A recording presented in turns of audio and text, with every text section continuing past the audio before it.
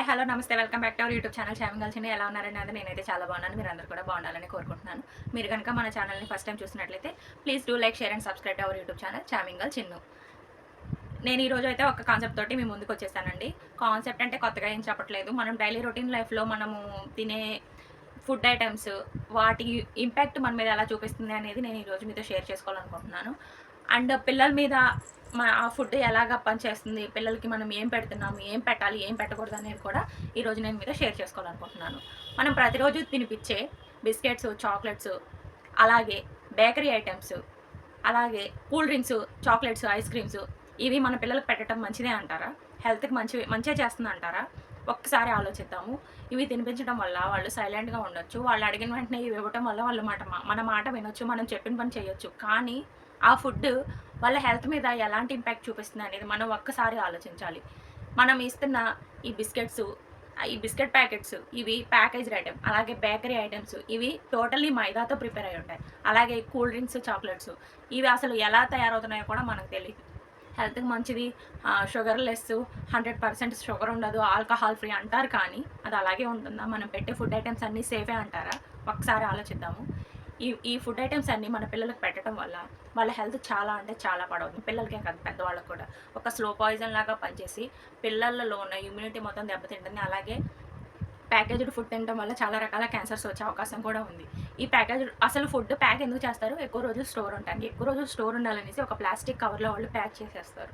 అందులో ఎన్ని రకాల కెమికల్స్ ఉంటాయో కూడా మనకు తెలీదు. అడిషనల్‌గా ఈ ప్లాస్టిక్, మనం ప్లాస్టిక్ వాటర్ బాటిల్‌లోనే వాటర్ తాగొద్దు అనేసి ఇప్పుడు చాలా చోట్ల వింటున్నాము.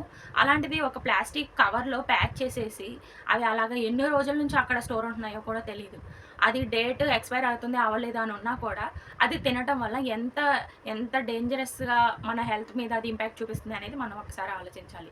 దయచేసి పిల్లలకి ఈ ఫుడ్ ఐటమ్స్ మాత్రం తినిపించొద్దు. అలాగే బేకరీ ఐటమ్స్ అది టోటల్లీ షుగర్ అండ్ మైదాతో ప్రిపేర్ చేసి ఉంటాయి. బేకరీలో దొరికే ప్రతి ఐటెమ్ కూడా మైదా పౌడర్ తోటి, మైదా ఫ్లోర్ తోటి ప్రిపేర్ చేస్తారు కాబట్టి అది హెల్త్‌కి చాలా బ్యాడ్ ఇంపాక్ట్ చూపిస్తుంది. ఎస్పెషల్లీ బేకరీ ఐటమ్స్ తినటం వల్ల పిల్లలు లేజీగా తయారైపోతారు. అలాగే ఒబెసిటీ ప్రాబ్లమ్స్ వస్తున్నాయి. మనం చూస్తున్నాము బయట పిల్లలు చూడటానికి చబ్బీగా ఉంటున్నారే కానీ ఆ పిల్లల్లో ఇమ్యూనిటీ పవర్ అస్సలు ఉండట్లేదు. సీజన్ మారినప్పుడల్లా వాతావరణంలో సీజన్ మారుతున్న ప్రతిసారి కూడా పిల్లలు ఫీవర్స్ అని, దగ్గులు, జలుబులు అనేసి గురవుతున్నారు. చాలా సఫర్ అవుతున్నారు. సో ఈ ఫుడ్ ఐటమ్స్ కాకుండా మనం పిల్లలకి ఏం తినిపించాలి? ఏం తినిపిస్తే వాళ్ళ హెల్త్ బాగుంటుంది? వెజిటబుల్స్, ఫ్రూట్స్, ఇంట్లో దొరికే ధాన్యాలు, అలాగే నట్స్, సీడ్స్ అలాంటివి. ఇవి తినిపించడం వల్ల పిల్లలకి పూర్తిగా బాగుంటుంది అని నేను చెప్పను. కొంతవరకు మేలు చేస్తాయి. అలాగే మనం మ్యాక్సిమం బయట ఫుడ్‌ని అవాయిడ్ చేసి ఇంట్లో ప్రిపేర్ చేసిన స్నాక్స్ కానీ, సాలడ్స్ కానీ, ఏ ఐటెమ్ అయినా కానీ, జ్యూసెస్ కానీ ఇంట్లో తయారు చేసిన పిల్లలకి ఇవ్వటం వల్ల చాలా మంచి జరుగుతుందని నేను అనుకుంటున్నాను. అలాగే స్కూల్‌కెళ్ళే పిల్లలకైతే ప్రతిరోజు ఒక పండుని స్నాక్‌గా పెట్టండి. లేకపోతే వేరుశనగ ట్రై చేసి అవి చిన్న బెల్లం ముక్క పెట్టినట్టయితే వాళ్ళకు ఐరన్ డెఫిషియన్సీ తగ్గిపోతుంది. అలాగే క్యారెట్స్, బీట్రూట్స్‌ని డిఫరెంట్ షేప్స్‌లో కట్ చేసి పిల్లలకి స్నాక్‌గా ఇవ్వటం వల్ల వాళ్ళు ఇష్టంగా తింటారు. ప్రతిరోజు అవే పెట్టమని నేను చెప్పను. ఈరోజు ఒకటి, రేపు ఇంకొకటి అలాగ రకరకాలుగా పిల్లలు అట్రాక్ట్ అయ్యే విధంగా మనం వాటిని సర్వ్ చేసి ఇచ్చినట్లయితే పిల్లలు ఇష్టంగా ఖచ్చితంగా తింటారు. పిల్లల విషయానికొస్తే స్క్రీన్ టైము పిల్లలకి చాలా వరకు అలవాటైపోయింది. వాళ్ళు స్కూల్‌కెళ్ళి రావటము, ఇంటికొచ్చిన వెంటనే ఫోన్‌లు పట్టుకోవటము, టీవీ చూసేయటము. దీన్ని చాలా వరకు మనము రెడ్యూస్ చేయడానికి ప్రయత్నించాలి. అలాగే కొంతమంది పిల్లలు ఫోన్ చూస్తేనే తినటానికి ఇష్టపడతారు. ఫోన్ ఉంటేనే ఇష్టపడతారు.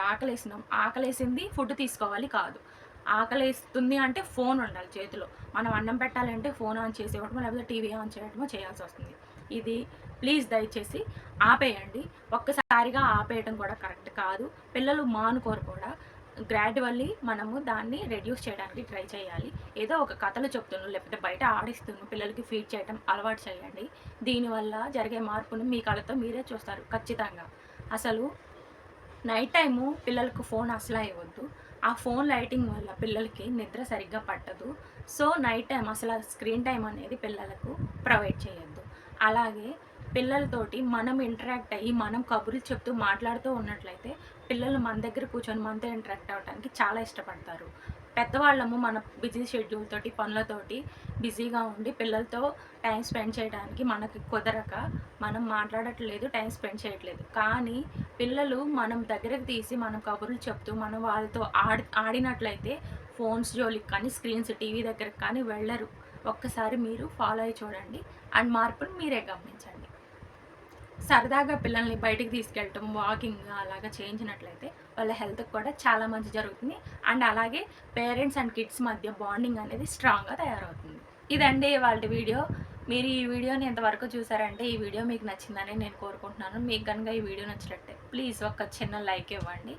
అలాగే పిల్లల హెల్త్ గురించి ఈరోజు చూసాం కదా, నెక్స్ట్ వీడియోలో ఉమెన్ హెల్త్ గురించి ఒక సపరేట్ వీడియో చేసి అప్లోడ్ చేస్తాను. Until keep watching Charming Girl Chinnu YouTube channel. Thank you for watching. Bye bye.